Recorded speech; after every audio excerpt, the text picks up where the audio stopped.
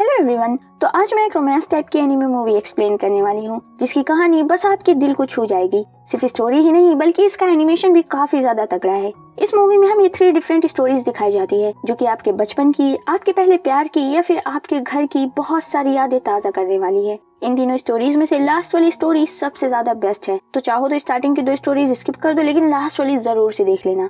और अगर ये कहानी आपको पसंद आती है तो इसके बाद आप क्रिस्टल स्काई ऑफ यस्टरडे की भी एक्सप्लेनेशन चेक कर लेना। वो मूवी भी काफी ज्यादा तगड़ी है। तो फर्स्ट स्टोरी का नाम है सनशाइन नूडल्स, जो कि स्टार्ट होती है लिन जन नाम के बंदे को दिखाते हुए। वो बीजिंग जैसे बिजी शहर में रहा करता था और आज वो अपने होम टाउन वापस जा रहा था, जिस वजह से उसे ऐसा महसूस होता है कि उसकी सारी पुरानी यादें फिर से ताजा हो रही हैं, जो कि उसके दिमाग से ना जाने कब का ओझल हो चुकी थी। वो हम व्यूअर से बताता है कि इस भाग दौड़ की जिंदगी में आखिर असली घर होता क्या है हम सभी भूल चुके हैं। और आज जब वो अपने असली घर वापस लौट रहा है तो उसके घर की सारी पुरानी यादें फिर से ताजा हो रही हैं। और वो यादें हैं सनशाइन नूडल्स की। इसी के साथ स्टोरी चली जाती है पास्ट में। लिनजन के टाउन में एक छोटी सी शॉप हुआ करती थी और एक कपल ये नूडल्स बेचा करती थी और लिनजन अपनी दादी के साथ उन नूडल्स को एंजॉय करता था।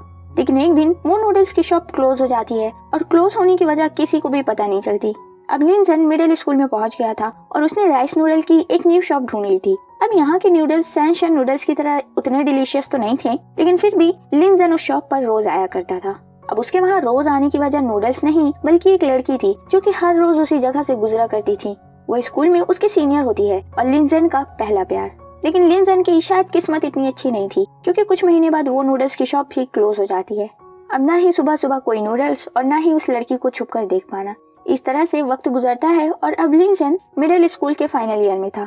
तब वो एक दिन देखता है कि सनशाइन नूडल्स की वो शॉप वापस से रीओपन हो गई है। ये देखकर वो खुश तो था, लेकिन वो लड़की ग्रेजुएट होकर टाउन से बाहर जा चुकी थी और इस तरह से लिनजन ने अपना पहला प्यार खो दिया था।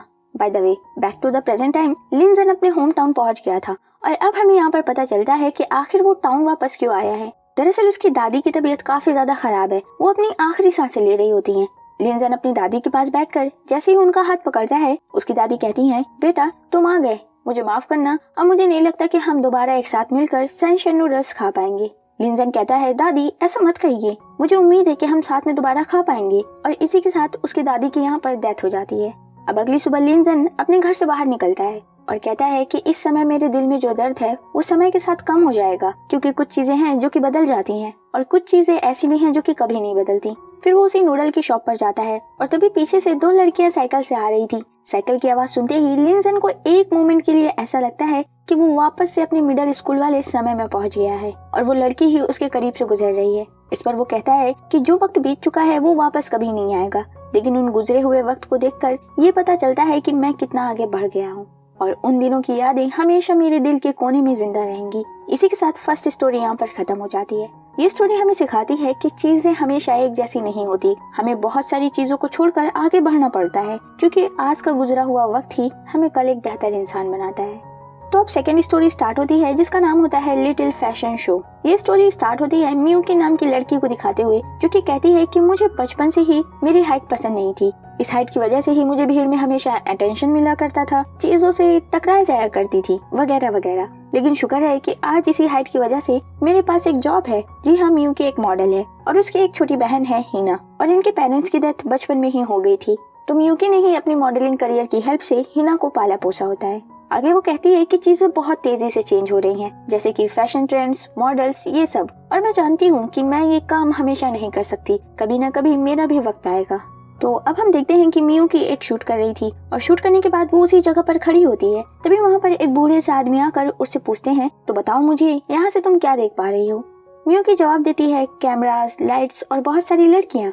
ये सुनकर वो बूढ़े आदमी हंसते हुए कहते हैं, जिस जगह पर तुम खड़ी हो वहाँ पर खड़ा होना लाखों लड़कियों का सपना है और तुम बस इतना ही देख सकती हो। मैंने एक अच्छा जवाब तुमसे एक्सपेक्ट किया था। फिर वो चले जाते हैं। तभी मियुकी का मैनेजर आता है और कहता है, हे तुमने उनसे अच्छे से तो बात की ना, वो यहाँ के नए चीफ डायरेक्टर है।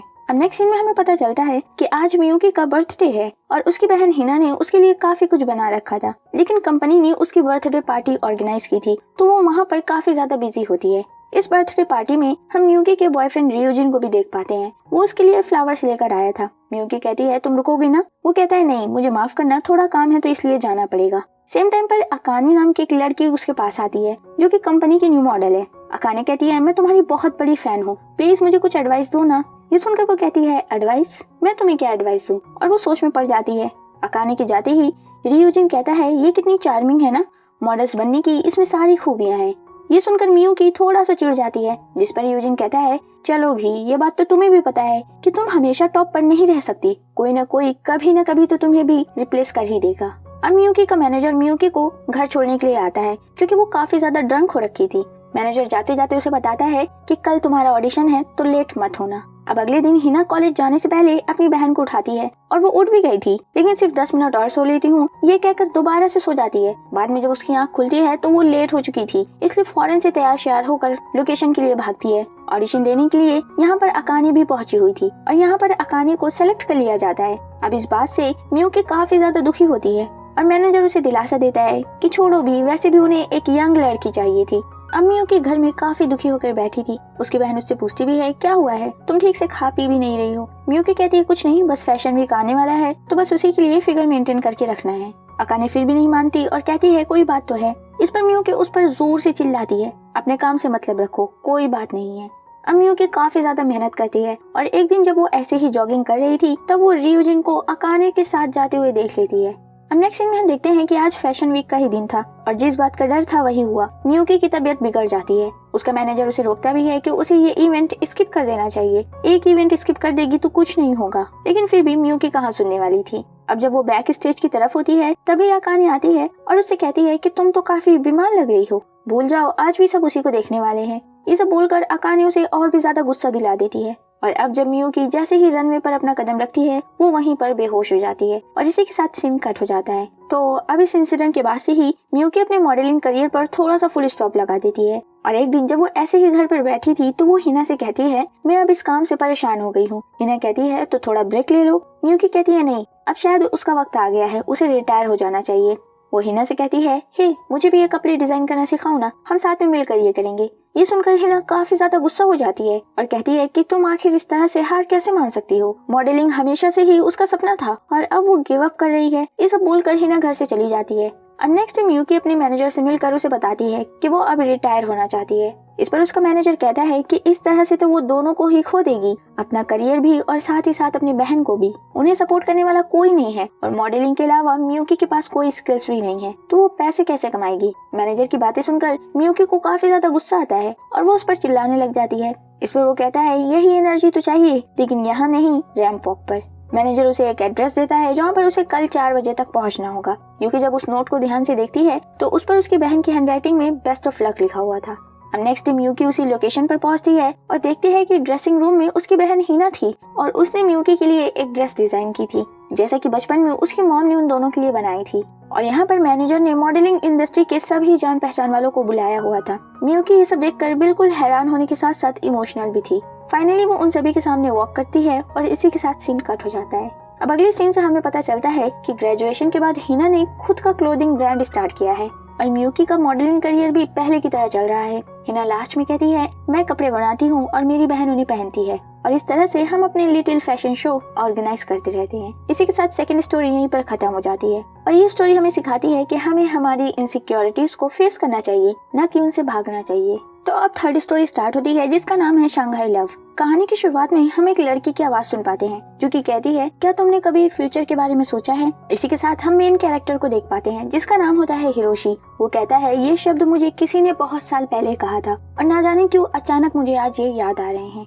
हिरोशी अभी ही अपने न्यू अपार्टमेंट में शिफ्ट हुआ है और वो सामान अनपैक कर रहा था। दरअसल हिरोशी पर काम का प्रेशर बहुत ही ज्यादा था। वो एक होटल का डिजाइन रेडी करके अपने बॉस को दिखाता है जो कि उन्हें बिल्कुल पसंद नहीं आता, जिस पर वो उसे काफी ज्यादा चिल्लाते हैं। बस इसी वजह से हिरोशी की अपने पेरेंट्स से भी लड़ाई हो जाती है और वो कहता है कि अब वो उनके साथ नहीं रहेगा, और यही वजह थी कि वो इस न्यू अपार्टमेंट में शिफ्ट हुआ है। हिरोशी का दोस्त तोरू अपार्टमेंट से बाहर देखते हुए कहता है, हे, तुम्हारी दादी का घर यहाँ से दिख रहा है, क्या वो अभी भी वहाँ रहती हैं? हैरानी की बात यह है कि उस एरिया को अभी भी डिमोलिश नहीं किया गया है। तुम्हें याद है हम बचपन में वहाँ कितना खेला करते थे। वहीं हिरोशी को सामान अनपैक करते समय एक कैसेट मिलता है जिस पर तोरू कहता है, अरे ये अभी भी तुम्हारे पास है, इसे यूरी ने दी थी, मैं तुम्हारे घर इसे देने आया था लेकिन तुम काफी ज्यादा बिजी थे तो मैंने तुम्हारी मॉम को ये दे दी थी। हिरोशी को अभी तक इस टेप के बारे में कुछ पता ही नहीं था, लेकिन टेप के अंदर जो मैसेज था वो उसके लिए काफी ज्यादा इम्पोर्टेंट था। अब उसे कैसेट प्लेयर मिलना थोड़ा सा मुश्किल था, इसलिए वो कहता है कि आई होप वो अभी भी वहाँ पर हो। ये कहकर वो फौरन से अपने दादी के घर की तरफ भागता है और रास्ते में वो कह रहा था प्लीज ये गुड बाय मैसेज ना हो, वरना पूरी जिंदगी उसके दिल में ये दुख रह जाएगा। इसी के साथ मूवी शिफ्ट हो जाती है पास्ट में। हिरोशी, यूरी और तोरू बेस्ट फ्रेंड थे। ये तीनों हमेशा हिरोशी की दादी के घर कैसेट सुनने के लिए आया करते थे और काफी ज्यादा मस्ती मजाक करते थे। और एक दिन ऐसे ही मस्ती मजाक में तोरू कहता है हिरोशी यूकी तुम्हें लाइक करती है, जिसे सुनकर दोनों ही बिल्कुल लाल हो जाते हैं। खैर, अब जब यूरी अपने घर के लिए निकलती है तो रास्ते में वो गिर जाती है क्योंकि वहाँ का रास्ता थोड़ा खराब था। तब हिरोशी उसे अपने कंधे पर उठाकर घर छोड़ने के लिए जाता है और रास्ते में कहता है अब तुम स्कूल कैसे आओगी। यूरी उसे एक कैसेट देते हुए कहती है अगर मैं नहीं आई तो क्या तुम मेरे लिए लेक्चर रिकॉर्ड कर सकते हो। हिरोशी एक काम करने के लिए मान जाता है। अब अगले दिन हिरोशी लेक्चर रिकॉर्ड करते वक्त पकड़ा भी जाता है और उसे काफी ज्यादा डांट पड़ती है। फिर वो कैसेट यूरी को देता है और यूरी कैसेट को सुनकर काफी ज्यादा हंसती है। अब अगले दिन यूरी उस कैसेट को लौटाते हुए कहती है मैंने भी तुम्हारे लिए कुछ रिकॉर्ड किया है, तो प्लीज घर जाकर जरूर सुन लेना।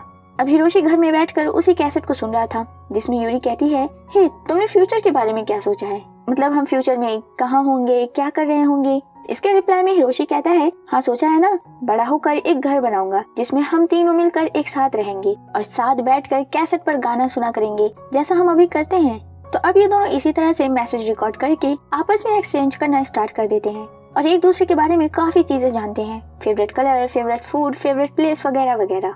अब एक दिन अचानक ही यूरी इन दोनों से बताती है कि वो योंगपो हाई स्कूल के एंट्रेंस एग्जाम के लिए प्रिपरेशन करने वाली है। उसके डैड चाहते हैं कि वो उस हाई स्कूल में जाए, मींस अगर वहाँ पर उसका सच में एडमिशन हो जाता है तो वो अपनी फैमिली के साथ शिफ्ट हो जाएगी। ये सुनकर हिरोशी उससे थोड़ा नाराज हो जाता है और कहता है ठीक है कहीं भी जाओ, मुझसे क्या। अब हिरोशी अपनी फैमिली के साथ डिनर कर रहा होता है और वो इसी बात को सोचकर परेशान था। उसके पेरेंट्स के पूछने पर वो बता देता है कि यूरी योंगपो हाई स्कूल जाने वाली है। इस पर उसके डैड कहते हैं अच्छा तो है, तुम्हें भी मेहनत करनी चाहिए ताकि तुम भी एक अच्छे से हाई स्कूल में जा सको, लेकिन तुम्हारे बस का कहाँ। ये सुनकर हिरोशी को और भी ज्यादा गुस्सा आ जाता है और वो कहता है ठीक है, अब वो भी मेहनत करेगा और योंगपो हाई स्कूल जाकर दिखाएगा। तो अब हिरोशी खुद को बिल्कुल आइसोलेट कर लेता है और वो यूरी और तोरू से भी काफी कम मिलता था और ज्यादातर वक्त पढ़ाई में ही बिताता था। अब यूरी तो उससे मिल नहीं पा रही थी तो वो एक मैसेज रिकॉर्ड करके तोरू को देती है ताकि वो हिरोशी तक पहुंचा दे। हिरोशी पढ़ने में काफी ज्यादा बिजी था तो तोरू वो कैसेट हिरोशी की मॉम को दे देता है और जब हिरोशी की मॉम वो कैसेट लेकर उसके पास पहुंचती है तो हिरोशी कहता है मॉम वहीं पर रख दीजिए, अभी मेरे पास इसके लिए वक्त नहीं है। इसके बाद वो उस कैसेट के बारे में भूल जाता है और उस कैसेट को वो कभी सुनता ही नहीं है। खैर, अब आज हिरोशी का रिजल्ट आ चुका था और उसकी मेहनत रंग ले आई थी। उसका योंगपो हाई स्कूल में एडमिशन हो जाता है। वो खुशी खुशी यूरी के घर आता है और दरवाजे पर नॉक कर रहा था लेकिन कोई भी दरवाजा ओपन नहीं करता। तभी बगल वाली आंटी निकलकर बताती हैं कि घर पर कोई भी नहीं है। कल इनके घर में काफी हंगामा हुआ था क्योंकि Yuri high school entrance exam में फेल हो गई। लड़ाई इतनी बढ़ गई थी कि पुलिस को भी आना पड़ा और इस समय पर शायद वो लोग हॉस्पिटल में हैं। ये सब सुनकर हिरोशी बिल्कुल हैरान था और इसी के साथ सीन कट हो जाता है। अब नेक्स्ट सीन में हम देख पाते हैं कि हिरोशी सामान वामान पैक करके अपने नए स्कूल के लिए निकलता है और रास्ते में कहता है यूरी मैंने सोचा था कि मैं ये सफर तुम्हारे साथ तय करूंगा, लेकिन पता नहीं चीजें इतनी ज्यादा कैसे बदल गई। हिरोशी जा ही रहा था कि तभी वो यूरी को देखता है जो कि उसी ब्रिज पर खड़ी होकर उसे गुड बाय कर रही थी। अब कुछ साल बीत जाते हैं और हिरोशी अपने टाउन वापस लौटता है अपने फैमिली से मिलने के लिए। ये सभी उसकी दादी के घर पर इकट्ठा होते हैं और यहाँ पर यूरी भी उससे मिलने के लिए आई होती है। इतने साल बीत जाने की वजह से दोनों में काफी दूरियां आ गई थी, दोनों इतना खुलकर बात नहीं कर पा रहे थे। फिर भी यूरी यहाँ पर बड़ी ही हिम्मत करके उससे पूछती है क्या तुमने वो लास्ट कैसेट सुना था। हिरोशी कहता है कैसेट, कौन सा कैसेट।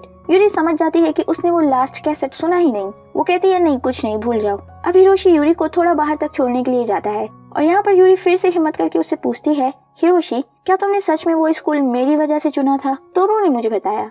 हिरोशी कहता है पागल हो क्या, तोरू तो कुछ भी कहता है, मैंने तो बस वो स्कूल अपनी काबिलियत साबित करने के लिए चुना था और कुछ नहीं। ये सुनकर यूरी कहती है ओह अच्छा चलो फिर ठीक है मैं चलती हूँ। और इस तरह से ये इनकी आखिरी मुलाकात थी। इसके बाद यूरी अमेरिका चली जाती है पढ़ाई करने के लिए और इस बारे में उसने हिरोशी और तोरू दोनों को ही नहीं बताया था, जिस वजह से दोनों से एक आखिरी बार मिल भी नहीं पाते।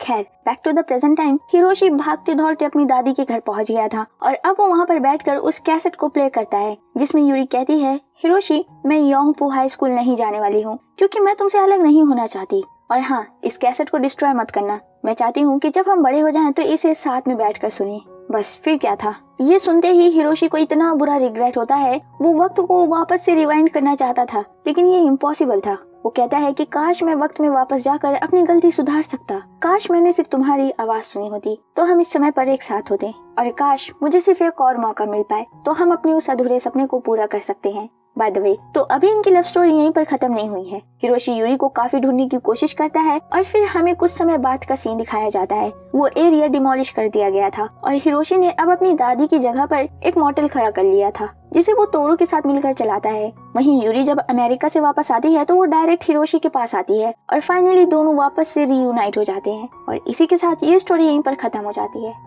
तो ये कहानी हमें सिखाती है कि हमें कभी भी गुस्से में कोई भी फैसला नहीं करना चाहिए, और हाँ, जिससे भी आप प्यार करते हो हिम्मत करके उससे अपनी फीलिंग्स कन्फेस कर डालो। अगर उससे चीजें बिगड़ भी जाती है तो आपके पास ये रिग्रेट नहीं होगा कि क्यों मैंने उस समय ऐसा नहीं किया। तो लास्ट में हमें एक क्रेडिट सीन भी दिखाया जाता है जहाँ पर बीजिंग के एयरपोर्ट पर तीनों स्टोरीज के कैरेक्टर मौजूद होते हैं और बैकग्राउंड में नरेट किया जाता है कि कल के ठहराव से बाहर निकलकर आज नए कदम बढ़ाकर हम आगे बढ़ते रहेंगे। और इसी के साथ ये मूवी यहीं पर खत्म हो जाती है। तो कमेंट करके जरूर बताना कि कौन सी स्टोरी तुम्हें ज्यादा पसंद आई है। आई होप ये वीडियो पसंद आई होगी। अगर पसंद आ गई होगी तो लाइक, कमेंट, शेयर और सब्सक्राइब कर देना। मिलते हैं आपसे नेक्स्ट वीडियो में। Thanks for watching. Bye bye.